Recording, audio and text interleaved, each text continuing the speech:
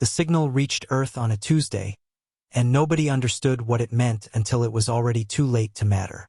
It did not announce itself as a weapon.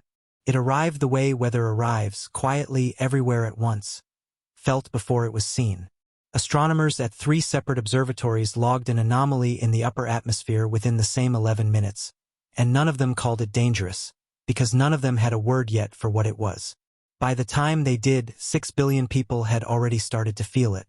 Dr. Elena Voss noticed it first as a headache behind her eyes that wouldn't go away. She was 41, an atmospheric physicist at a research station outside Boulder, and she had pulled enough all-nighters chasing solar anomalies to know the difference between exhaustion and something else. This was something else. It sat behind her sternum like a stone. It whispered, in no language at all, that nothing she had ever done had mattered, that nothing she would ever do would matter, and that the kindest thing left to do was stop trying. She looked up from her monitor and saw that her colleague, a soft-spoken postdoc named Marcus who had been laughing at something 10 minutes earlier, was sitting perfectly still with his hands folded on the desk, staring at nothing. Marcus! He didn't answer right away. When he did, his voice was flat in a way she had never heard from him. Do you ever think about how none of this will exist in 100 years? Any of it? Us, the station, the readings, all of it just gone. That's always been true, Elena said carefully. I know, Marcus said. I just never felt it before. Outside, the sky over Boulder was a clean, ordinary blue. Nothing in it explained what was happening inside 7 billion skulls at once. 300 kilometers above them, inside a vessel that had taken 11 months to translate itself into something the human eye could parse as a shape, Fleet Overseer Thesikvral reviewed the deployment data with the calm satisfaction of someone watching a familiar machine do exactly what it had always done. The field was called, in the flattest translation available, the correction. It was not violence. Thesikvral's people did not believe in violence, not really. Violence was inefficient, expensive, and it left ruins that had to be cleaned up before colonization could begin. The correction was cleaner. It found the part of a mind that already, on some level, doubted its own worth. Every sentient species had one, buried under ambition and noise, and it amplified that doubt until it was the only voice left. It had worked on 211 worlds. Thesikvral had personal records from 40 of them. Cities gone quiet within a week, populations that simply stopped resisting, stopped building, stopped wanting. Some species called it a plague. It was not a plague. Plague killed the body. The correction only asked a very simple question, over and over until the answer stopped matching. What is the point? Deployment at full saturation, reported Vexorum, the fleet's junior analyst, from the console beside him. Behavioral drop-off should begin within local day 3, consistent with baseline projections. Good, Thesikvral said. Then we wait. He did not enjoy this part of the process exactly, but he respected it. It was, in its own way, a mercy. Better to let a species fold quietly than to force the matter with weapons that left craters and grudges. Craters bred insurgencies. Quiet collapses did not. He set a marker in his log for local day 3 and turned his attention to the survey data on the planet below. Its oceans, its cities, its strange abundance of separate, squabbling nations that had somehow, despite 4,000 years of near-constant conflict with each other, never once turned their weapons on the sky. That detail bothered him slightly. He filed it away and did not think about it again for 3 days, which turned out to be a mistake. Local day 3 arrived, and the behavioral drop-off did not. Vexorum ran the numbers twice before bringing them to Thesikvral, because the first pass looked like an instrument error. Global economic activity had not fallen. Communication traffic, the chatter of billions of small devices talking to each other in the planet's strange packet-based tongue, had not fallen either. It had risen. Define the increase, Thesikvral said, staring at the display. 41% above baseline in the first 72 hours, Vexorum said. Concentrated in social platforms, entertainment media, what the local linguistic models are classifying as. He paused, checking the translation twice because it seemed wrong. As comedy. They are consuming more entertainment. They are producing more entertainment, Vexorum corrected. Millions of new pieces of media in the last 2 days alone. Music, illustrated jokes, short recorded performances. He pulled one up on the shared display, translated crudely, stripped of half its meaning. It showed a human standing in front of a camera, unshaven, exhausted-looking, addressing an unseen audience. So apparently there's an alien mood ray trying to make us give up. The translation read, flattened and toneless. Cool. Cool, cool, cool. Anyway, here's a song I wrote about it. Desikvral watched the recording twice. He did not understand the tonal inflections. Something in the human's voice rose and fell in a pattern his species didn't use, and around the 9th second of the clip, 40,000 other humans had appended small symbols to it that the translation matrix rendered, unhelpfully, as LOL and same and a great many repetitions of a single laughing face. They know, he said. They have known since roughly hour 6, Vexorum said. Global infrastructure detected the atmospheric anomaly almost immediately. There has been widespread public discussion of it since. And this is their response. Music. Not only music. Vexorum brought up another feed. Footage of a city street, thousands of humans packed shoulder to shoulder, holding signs, chanting something in unison that the translation rendered as a single incomprehensible phrase. We're still here over and over, loud enough that the recording equipment distorted. Desikvral had seen fear responses before. He had seen denial, seen the specific numb shuffling of populations that had already started to give up while they're conscious. Minds hadn't caught up to the fact yet. He had 211 datasets of exactly what despair looked like in a dozen different biologies. This was not that. He did not, in that moment, have a category for what this was. Elena Voss stood on a rooftop in Boulder 3 days after the headache started, and the headache had not gone away. If anything, it had gotten worse, a constant low hum of why bother, why bother, why bother running under everything she did, but she had stopped listening to it the way you stop hearing a refrigerator's hum after enough hours in the same room. I keep thinking about my grandmother, she said to Marcus, who had joined her with 2 mugs of coffee neither of them particularly wanted to drink. She survived a famine.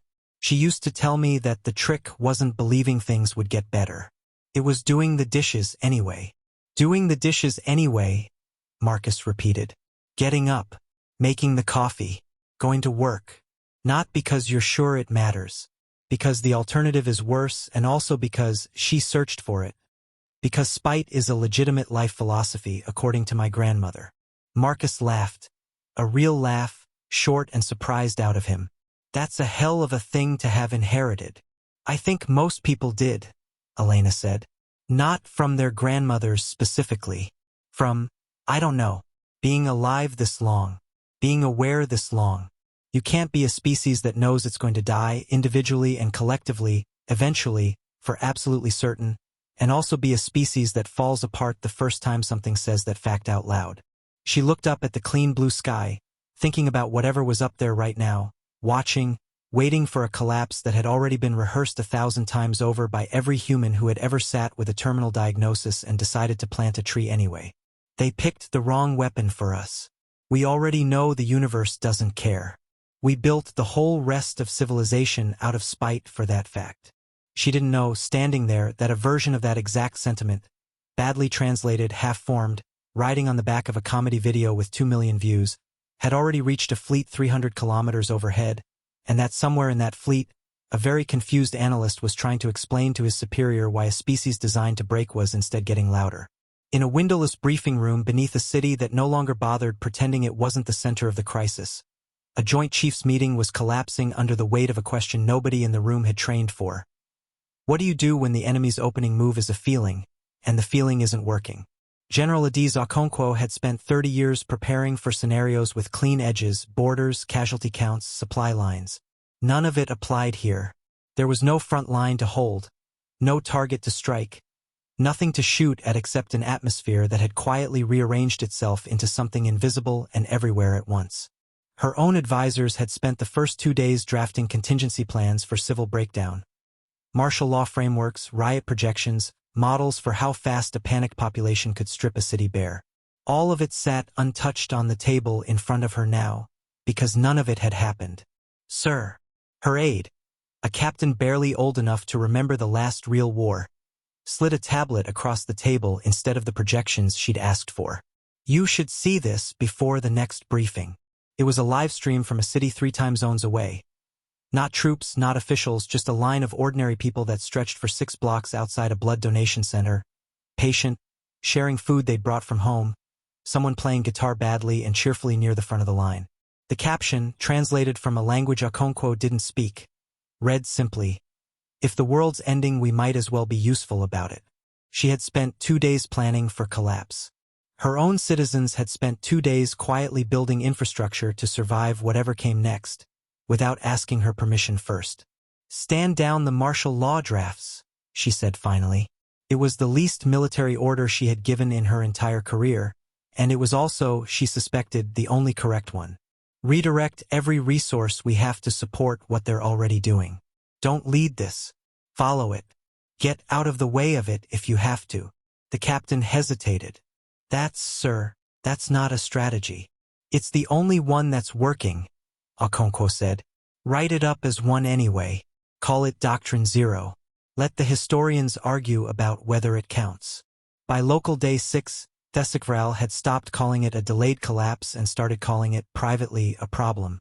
He pulled every scrap of available data on the species, not the shallow survey work done before deployment, but the deep record, their history insofar as their own networks preserved it, going back thousands of their years. He had expected, as with every prior target, to find a species largely insulated from the truths the correction exploited. Most conquerable civilizations built comfortable illusions for themselves. An afterlife, a purpose handed down from something greater, a belief that their empire or their god or their bloodline would outlast the dying of their son. Strip that illusion away with the correction, and there was nothing underneath to hold the structure up. Humanity, as far as he could tell, had not built that kind of illusion. Or rather, they had built thousands of different, contradictory versions of it, argued about them constantly, and then, alongside all of that, built an entire second civilization's worth of philosophy, art, and dark humor specifically about what to do once you stopped believing the illusion. He found essays, centuries old by their calendar, arguing that the universe's indifference was not a reason to despair but the only honest starting point for meaning. He found comedy, an enormous, ancient tradition of comedy, built entirely around laughing at death, failure, and cosmic insignificance. He found funeral songs that were, upon translation, upbeat. "They rehearsed this," he said to Vexorum, more to himself than as a report. "Not the invasion, the despair. They have been rehearsing the despair for their entire recorded history. Plagues, wars, the deaths of their own sons, eventually, which they have known about for over a century of their calendar and written entire branches of philosophy addressing. We did not introduce them to hopelessness." He set down the display. "We introduced them to a pop quiz on a subject they've been studying since before they had written language." Vexorum's mandibles clicked in the gesture that, for his people, indicated genuine unease. "Overseer, behavioral drop-off is not merely absent. It has inverted. Global cooperation indices between historically hostile nation-states are up sharply. 2 governments that have not held direct communication in over 40 of their years reopened contact 11 hours ago. The stated reason, translated, he checked it twice, is so we can figure out what to do about the thing in the sky together. They are unifying against us." "They are unifying," Vexorum said. "And the unification appears to be incidental. The primary activity is not military. It is," he searched for the word, "documentation, explanation. There are currently 400 million individual humans attempting to explain, to each other in public, exactly how the correction feels in exhaustive personal detail, competing to describe it more precisely, more cleverly, more entertainingly than the last person." Thesikvral was quiet for a long moment. "Bring up broadcast range," he said finally. "I want ground-level audio, not translated. Raw." Vexorum complied. The bridge filled with sound. A chaotic wash of overlapping human voices, music, laughter. Something that might have been crying folded into something that might have been a joke about the crying. All of it layered on top of a driving rhythmic pulse that the ship's systems classified, unhelpfully, as music purpose unclear. Thesikvral listened to it for a long time. He had catalogued despair on 211 worlds. He had never, not once, catalogued anything that sounded like this. Overseer Caldessa had been present for the corrections use on Farron's world, 40 years earlier by the fleet's reckoning, and it was Farron's world he thought of now, listening to Thesicvral's report, because it was the closest thing he had to a comparison, and it comforted him not at all. The Farron had been a proud species, technologically capable, spread across their home system in dozens of orbital habitats. They had believed, as a matter of settled religious doctrine, that their continued existence was guaranteed by a covenant with the forces that shaped their universe, an old and comfortable certainty that had never once been tested, because nothing in their history had ever tested it. The correction had tested it in 6 days.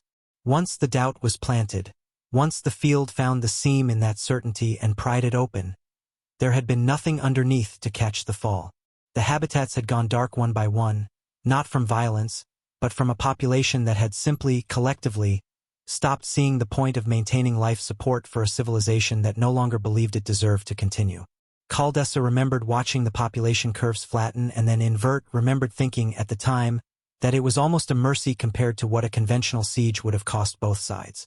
He had assumed humanity would break the same way, because every species he had ever studied kept its faith in something similarly untested. A god, a destiny, an empire that would surely outlast its enemies. Strip the untested faith away, and the collapse was swift and, relatively, gentle.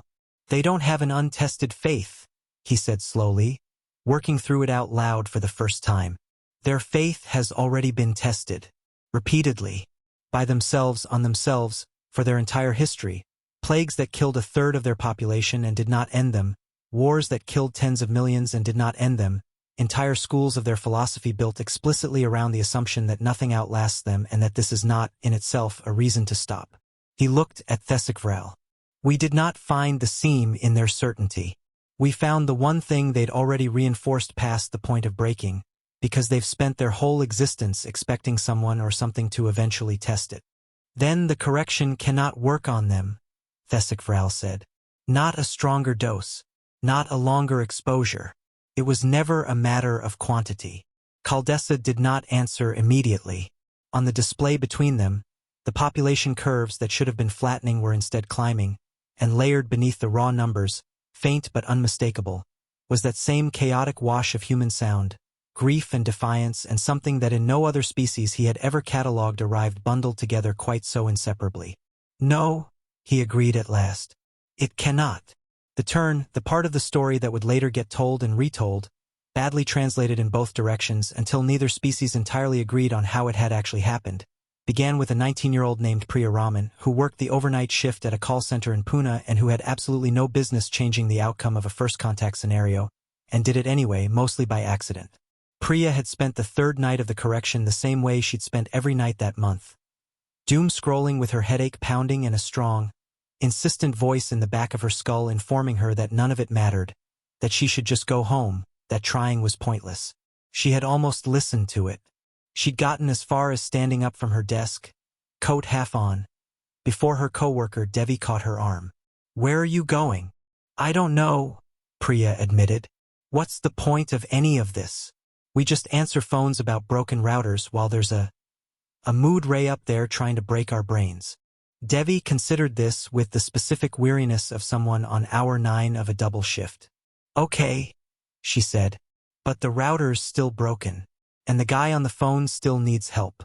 And I don't know about the mood ray, but I know if I sit here doing nothing, I feel worse, not better. So, sit down. Answer the phone. Feel a little bit useful. See if that helps." Priya sat down. She answered the phone. It did help, a little, and she said so, loudly, in a video she recorded during her break with the specific unpolished honesty of someone too tired to perform for the camera. The alien despair ray does not care if you fix somebody's Wi-Fi, but fixing somebody's Wi-Fi will make you feel like a person again for 10 minutes, and 10 minutes is 10 minutes, so go fix something. It should have vanished into the noise of 400 million other people saying some version of the same thing. Instead, over the following 2 days it got translated badly, energetically, by volunteers with no formal training and enormous enthusiasm, into 11 languages, then picked up and reworded into a slogan short enough to fit on a sign. 10 minutes is 10 minutes. It spread because it wasn't advice about the invasion. It was advice about Tuesday. And humans, it turned out, already had an enormous, ancient, well-worn set of habits for getting through an ordinary bad Tuesday, and those habits, small, stubborn, communal, mildly ridiculous, worked just as well against a weapon built by a species that had never had an ordinary bad Tuesday in its life. Hospitals didn't stop running. Farms didn't stop harvesting. School teachers, doom headache and all, kept showing up, because the kids still need someone to show up.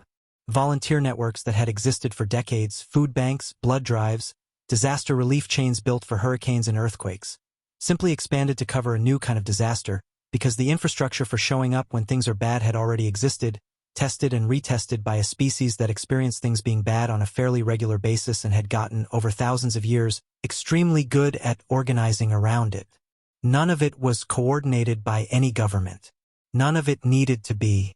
In a small coastal town whose name never made it into any of the official after-action reports, a retired schoolteacher named Bettina Alcaraz opened her classroom on day 8 for what she privately suspected might be the last class she ever taught, and found it fuller than it had been in years. She hadn't sent word to anyone. She'd simply unlocked the door out of habit, put the kettle on out of habit, and set out chairs out of habit, and by 9 in the morning every desk was full. Not just her usual handful of adult literacy students, but neighbors, parents, teenagers who normally wouldn't have been caught within 100 meters of a classroom voluntarily, all of them carrying the same low hum of dread behind their eyes that Bettina herself hadn't managed to shake, and all of them, apparently, deciding independently that sitting in a room with other people doing something ordinary was better than sitting at home alone with the noise in their heads. She hadn't prepared a lesson. She taught them anyway, not the alphabet lesson on the whiteboard from the week before, but something closer to what her own grandmother, a survivor of a war Bettina had only ever heard about secondhand, used to call keeping your hands busy so your mind can catch up. They read poetry aloud, badly, taking turns, laughing at the mangled pronunciations. They wrote letters to people they hadn't spoken to in years, on the theory that if the world really was ending, there was no excuse left for grudges. A boy no older than 16, who Bettina had never seen sit still for longer than 5 minutes, spent the entire afternoon teaching an elderly widow how to video call her grandchildren, patient in a way Bettina had never once seen from him in a classroom. None of it fixed anything. None of it was resistance, not in any sense a military strategist would recognize. But by the end of the day, the low hum behind Bettina's eyes had quieted enough that she noticed, with something like surprise, that she was looking forward to opening the classroom again tomorrow, and multiplied by the millions of small, unremarkable rooms just like it, opened for no better reason than habit and stubbornness, across every time zone on the planet. It turned out to be exactly the kind of thing that didn't show up in any single dramatic headline and was, nonetheless, the entire reason the headline everyone had been dreading never got written. By local day 9, HFY called an emergency session with the 2 other overseers in the fleet, a conversation he had specifically hoped never to have, because it meant admitting the deployment had not gone as projected. Global compliance metrics have gone negative, he told them without preamble. Compliance was the fleet's word for what happened when the correction worked, for the specific, measurable slowdown of a civilization's forward motion. Here it had inverted so thoroughly that the term barely applied anymore. Productivity indices, cooperative activity, technological output, all elevated above pre-deployment baselines. Population is not merely resisting. Population appears to be, by several measures, thriving under stress conditions in a manner none of our models anticipated. Overseer Caldesa, the fleet's senior tactician, studied the numbers with visible skepticism. Reroute the field. Increase saturation. Perhaps the dosage.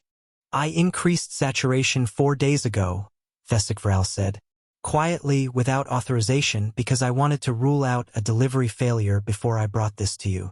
The field is functioning exactly as designed. It is finding exactly the doubt it's built to find. It simply is not producing the outcome the doubt has produced on every other world we have used it on. He pulled up the raw audio feed again, let it play into the silence of the strategy room. The chaos of it, the layered voices, the driving music, the laughter braided through something that was clearly grief and hadn't stopped being grief just because it was laughing. I don't believe this is a flaw in the weapon. I believe we misjudged the target. This species does not need to be taught that the universe doesn't care whether they succeed. They built their entire civilization already knowing that, and decided to keep going regardless. We didn't introduce them to despair. He said it again because it was the sentence that mattered. We introduced them to a subject they already have a doctorate in. Caldessa was quiet for a long moment, mandibles still. Then what do you propose? I propose, Thesicvral said, that we consider what a species does with a doctorate in despair, once it is finished being sad about the pop quiz. I propose we consider what they do with all of that grief and all of that spite and all of that stubborn, coordinated, 400 million strong refusal to stop, once they finish laughing at us and start building. He did not have to wait long to find out. Marcus found Elena on day 11, not on the rooftop this time but in the lab, surrounded by 6 other researchers and a mess of borrowed equipment, radio dishes repurposed, atmospheric sensors reconfigured, whiteboards covered in the specific hurried shorthand of people working past the point of caring how neat it looked. We're not going to be able to reach them, he said. It wasn't a question of ability by then. 3 separate national space agencies, a dozen private companies, and an improvised coalition of university labs had all quietly pooled data the moment it became clear that no single government could move fast enough alone, and between them they'd assembled a startlingly complete picture of the field structure within a week. We're going to be able to reach them and talk back. Elena looked up from a monitor that was, as far as either of them understood it, the closest thing humanity had to a direct channel into whatever was broadcasting from orbit. It wasn't a weapon. It wasn't a counterstrike. It was, at its core, laughably simple. A resonance pattern built from the field's own structure, reflected back with a message riding on it, because if the aliens could broadcast a feeling into every human skull on the planet, then the aggregate of 7 billion human minds, deliberately synchronized for the length of one message, could broadcast something back. What are we even saying to them? Marcus asked. Elena thought about her grandmother. She thought about Priya Raman's video, which she'd watched 11 times by then, and about Devi's line, 10 minutes is 10 minutes, stitched onto a million signs in a dozen alphabets. She thought about the fact that not one hospital had gone dark, not one harvest had failed, not one child, as far as anyone could determine, had gone to school to find no teacher there. We tell them the truth, she said. We tell them it didn't work. And then we ask them what they were expecting to happen to a species that spent its entire history burying its dead and getting up the next morning anyway. Getting 7 billion minds to broadcast anything in unison should have been impossible, and for the first 2 attempts it was. The initial tests fizzled into noise. Too many competing signals, too little agreement on what exactly humanity was even trying to say. It was Devi, on a video call patched in from the Pune call center at 2 in the morning her time, who finally cut through the argument that had stalled 3 continents' worth of engineers for the better part of a day. You're overcomplicating it, she said, half asleep and entirely unimpressed by the panel of scientists arguing in front of her. Nobody needs to agree on a speech. Just give everyone the same 3 seconds and let them fill it in themselves. That's how the sign happened. Nobody voted on the wording. Somebody wrote it, it felt true. Everyone copied it because it was already true for them too. It worked, in the end, for exactly that reason. The engineers stopped trying to script a unified message and instead built the timing. A single synchronized window 11 seconds long, broadcast simultaneously through every connected device on the planet that could carry the resonance pattern, with instructions so simple a child could follow them. When the tone sounds, think about why you're still here. No script. No committee. Just 7 billion separate, private, wildly different answers to the same question, fired in the same instant and allowed, for once, to overlap instead of cancel each other out. Elena stood in the lab with her hand on the console at the moment it fired, watching a counter climb toward 0 with the specific mixture of terror and hope she suspected her grandmother would have recognized instantly. Around her, on every monitor, on every open channel, 7 billion small private moments compressed into a single pulse and sent upward, out past the atmosphere, toward a fleet that had spent 11 days trying to convince this exact species that none of it had ever mattered. What reached the fleet 9 hours later was not, by any of the fleet's prior experience, a weapon. It carried no destructive charge, triggered no defensive protocol, tripped no alarm. It arrived instead as a signal shaped almost identically to the correction itself. The same underlying structure mirrored, except where the correction asked what is the point, the signal answered it in the specific layered, argumentative, half-joking, wholly sincere way that 7 billion minds synchronized for 11 seconds had somehow managed to agree on without any of them ever meeting each other. Thesicvral received it directly, standing on the bridge, and for the first time in a very long career, he did not have a translation matrix ready fast enough to keep pace with what came through raw. It was not one voice. It was millions, layered, contradictory, none of them waiting for the others to finish.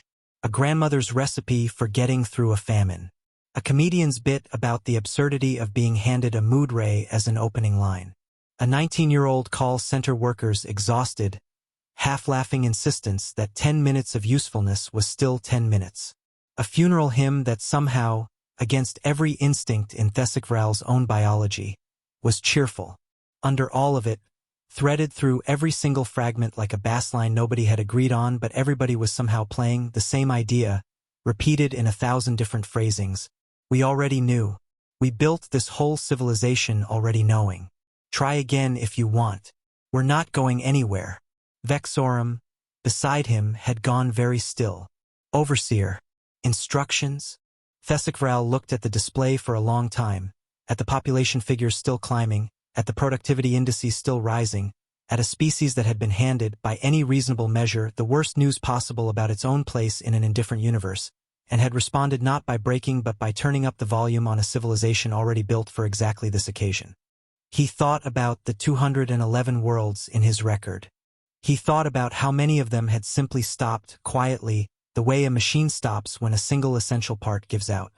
He thought about the sound of that broadcast, still echoing faintly through the ship's systems, messy, overlapping, unpolished, and somehow, despite every rule he understood about morale under existential pressure, louder than it had been the day before. "Withdraw the field," he said. "Overseer. Withdraw it," Thesicvral said again, quieter. "Log it as a resource miscalculation if you need a category for the record. I am not interested in discovering what this species does with an escalation." Caldesa, watching from beside him, said nothing for a long moment.